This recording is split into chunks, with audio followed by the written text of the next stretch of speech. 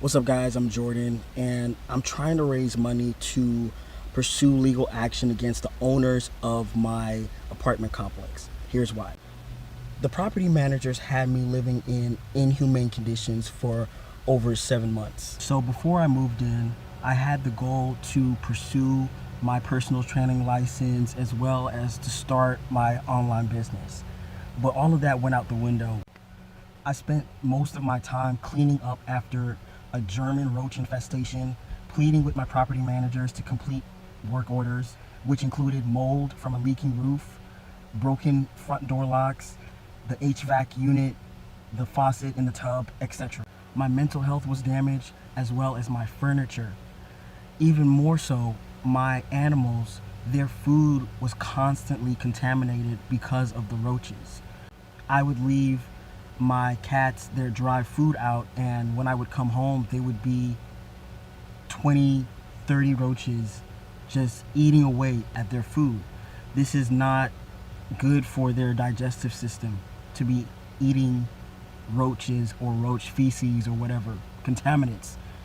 Back in 2017, I was officially diagnosed with anxiety disorder, and living in these conditions in my apartment just made my anxiety flare up so much more often than usual.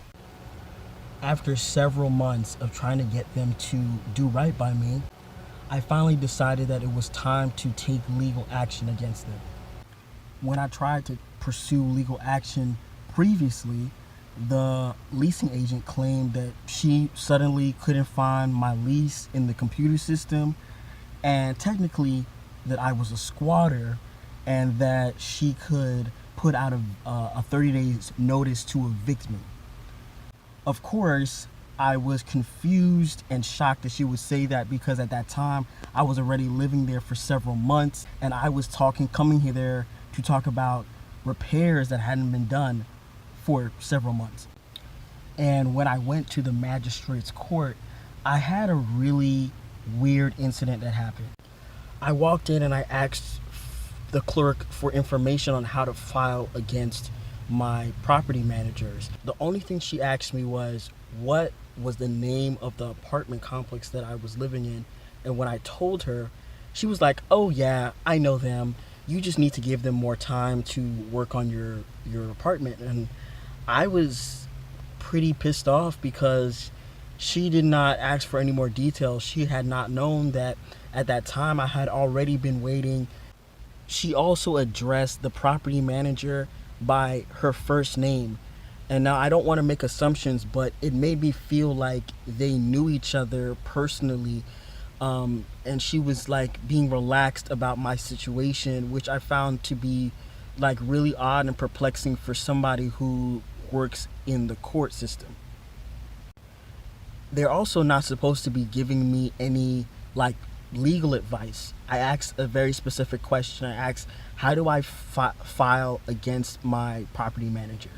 And I ended up leaving that day and coming back another day, and I spoke to another lady who was very, informative. She, gave me a lot of information, but it made me kind of feel like kind of worried that if I were to file, I'm wondering now, does the property managers and the people at the magistrate court, do they know each other?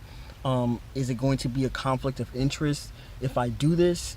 But that was just a passing thought. The roaches were in my clothes. They were in my food pantry.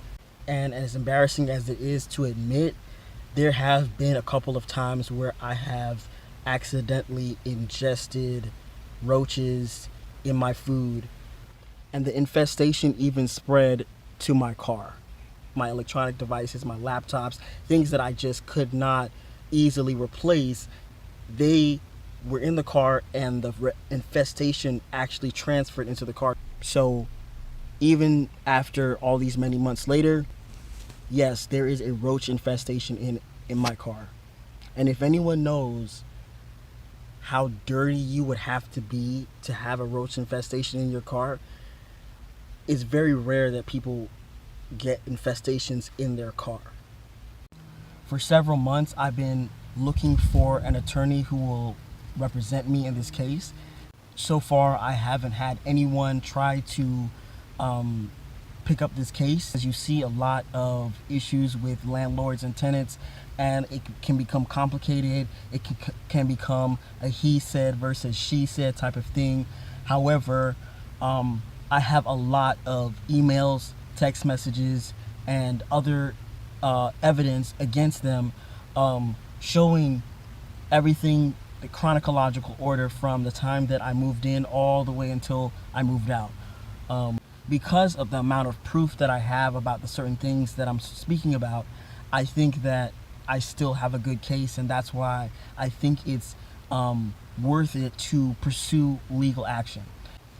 If you cannot financially support me, please like this video and share it. Thanks for watching.